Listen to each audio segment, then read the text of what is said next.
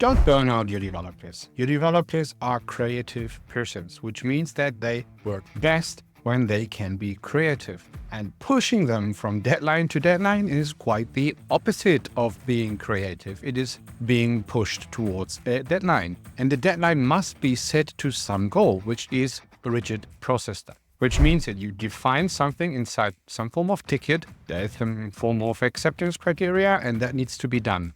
The result is, in most cases, shortcuts. Even though the developers don't try to do those, they need to get things done, which is by definition a shortcut. Because you don't have the time to actually do it right. And let's be honest now, you actually fool yourself in that moment a little bit. So think about that. Developers should go to work and be happy about that. That is the moment where they want to contribute. This is the moment where they actually produce beyond the expectations.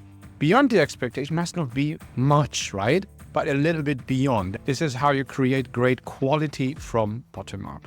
And this is what you need to understand. Great software is designed and created by motivated people. So my recommendation is clearly to rethink the deadline pace and remove the deadline entirely for a while and go to developer and say, hey, we have this problem here. We need to solve this. This is a business problem. This is a problem users have. How can we solve this? You as a team, please take ownership and get a solution for that.